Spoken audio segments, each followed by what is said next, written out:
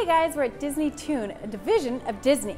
We're talking to some of the creators of Planes, Fire and Rescue. Let's take a look.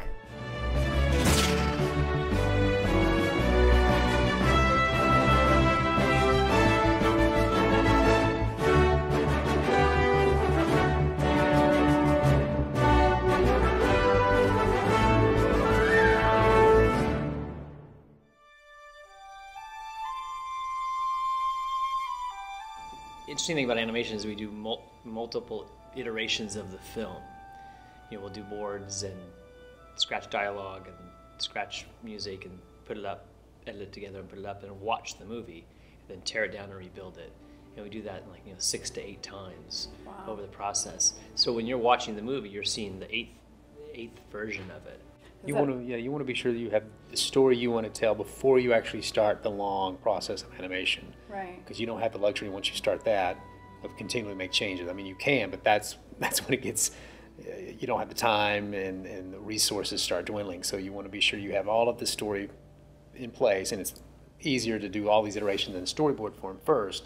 And then once you've got that locked and feel comfortable with it, then you jump into animation. And there will still always be changes because you're still, as Bob said, you're always still reinventing and making it better. But you want to do the brunt of that up front in the early pre-production stage.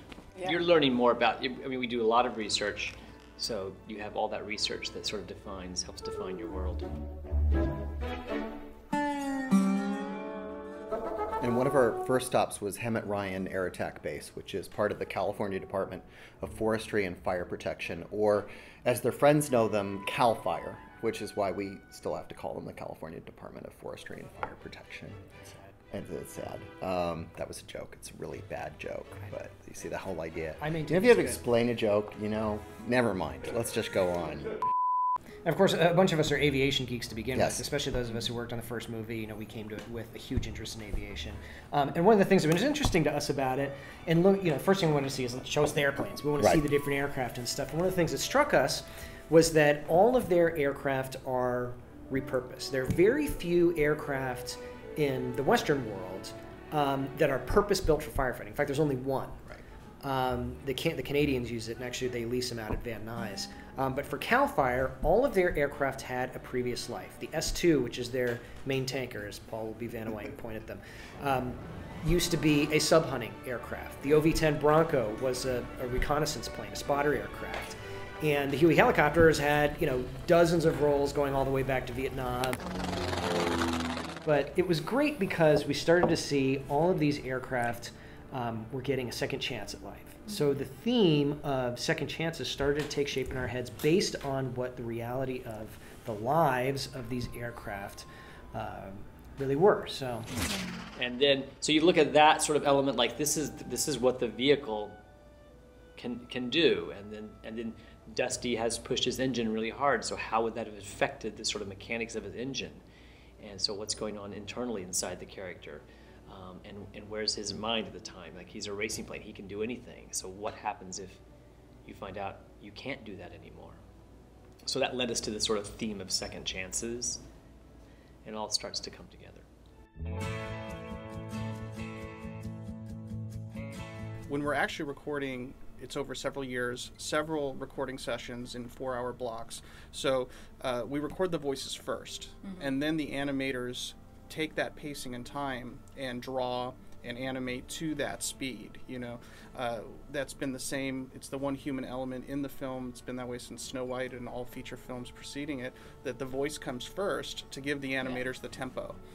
Unlike live action, where they'll go out and shoot the film and then try to make sound work for what they have visually, we start with the audio, and then the animators use that as inspiration. So all those little extra quirks, the pee-pop in your voice, that's what that gives the animators something to play with, and they love it. Mr. Mayday. Is that guy writing down everything I say? Yes. So he just wrote that down? Yes. And that? Yes. And that? Yes. One of the things we're looking for is, they say it's about having a voice that sort of cuts through and that is able to stand out when you're just listening to the voice. Because with voiceover, obviously you're not seeing their face. A lot of these actors are known for their face, their body, what they look like on camera, things they're doing with their eyes. And It's much different when you just take all of that away and you're just listening to their voice. Hey, we're about to record. I don't know if I'll be any good for Planes Fire and Rescue. I'm going to try one of the scenes. Go ahead and throw on the headphones, and what I'll do is I will play you her line. Okay. And then you just repeat it. Okay. So it's going to be traditional looping of hear it, repeat it, hear it, repeat it. Okay. And we're going to do it in small bits, and don't be nervous. Okay. I'm Dipper. That's what everyone calls me, so you can too. Dipper. Yep. Dipper. Yep. Okay, I think that you would make a great Dipper. I think I have the giggle down. Perfect. So let's just look at line 2 on your script. I'm Dipper. That's what everyone calls me, so you can too. Those 2 lines, 4 and 6 on your script. I'll play it again. You can go right after Evie.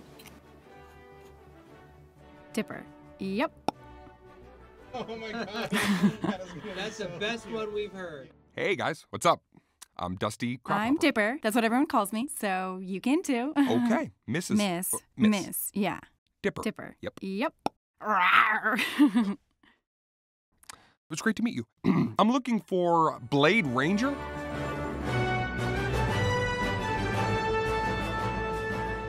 What a fun day at Disney Toons Studio. To find out more about Planes Fire and Rescue and to read the review, go to movieguide.org.